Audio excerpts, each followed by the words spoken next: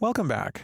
Now we have a blaster beam, which is actually just a parent class, and we've created two child classes, player blaster beam and enemy blaster beam. And it would be kind of cool if we could see a visual difference between the two. Enemy blaster beam could be this red blaster beam, and perhaps we could have a blue blaster beam for the player. Well, we can take a look at the material that we created for blaster beam. In the details panel for the beam mesh, here's the material. It's in blaster beam. We can browse to it, and if we open it up, it's pretty simple. It just has a 3 vector, that's the color, and it's multiplied by a number to overdrive it so it's glowing. Now we could copy this blaster beam material and change that color to blue. But Unreal Engine has an easy way to reuse a material for multiple cases where only specific aspects of the material are changed, such as colors, scalar values, and so on. To do that, we can create material instances.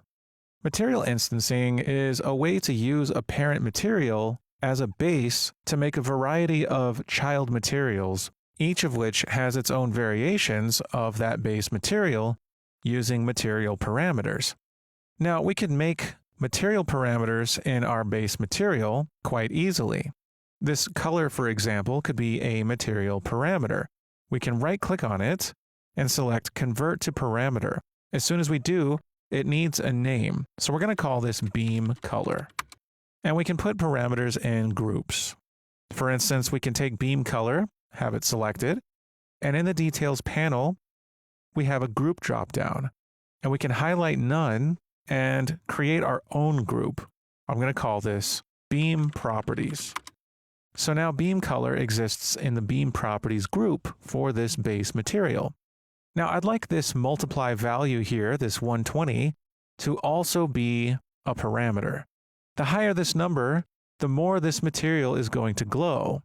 So I'm going to hold 1 and left click to get a scalar, and then I can right click and convert this to a parameter, and I'm going to call this beam glow amount. I'll go ahead and set it to 120 and hook it on up to the multiply node. And beam glow amount can also get the same group beam properties in the details panel. Now we don't have to convert pre-existing nodes to parameters. We can right click and type parameter, and we can get vector parameters, scalar parameters, all manner of parameter types in here. We can get those through that search menu. But now that we have parameters, let's make a material instance based on blaster beam. To do that, we find our material, we right-click on it, and select Create Material Instance. And we typically prefix these with MI for material instance. And I'm going to call this one MI Player Blaster Beam. Now, if I open this, this is what a material instance looks like. And if I want to, I can preview it on the blaster beam mesh. All I need to do is find the blaster beam mesh under Assets, Blaster Beam, and select SM Blaster Beam. And then click the rightmost icon at the bottom right in the viewport. And now we're previewing the material on the blaster beam mesh. Now this is for the player. So I can change my material parameters to suit my player. In details, under beam properties, the group we created, I can expand it, and here are my two parameters, beam color and beam glow amount. To override them, I simply check the checkbox, which allows me to change the values. Now I could click on the bar to get a color picker, or I could enter RGB and alpha values directly. That's what I'm going to do. I'm going to enter 0 for red and 1 for blue to get a blue color. And I could override the beam glow amount. I can set it to, say, 140, make it a little brighter if I wanted to. And now I have a blue material that I can use for the player blaster beam. So I can go to BP Player Blaster Beam, and for the beam mesh, I can change the material to MI_Player Blaster Beam. And now it's blue. Now the enemy blaster beam is red, and it already looks fine, but just for practice, we can create a material instance for the enemy blaster beam as well.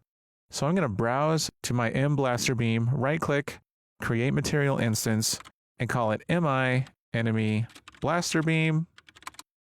I'll go ahead and open it. And for beam properties, I'm just going to override beam glow amount and set it to 140. So it's just a little brighter. And then I can go to my BP enemy blaster beam and set that material to MI enemy blaster beam. And now my enemy and my drones have different materials for their blaster beams, and we can tell them apart. Excellent. So material instances are a great way to reuse a base material by creating children that we can customize by creating material parameters. And this is something we'll do quite often in game development in Unreal Engine.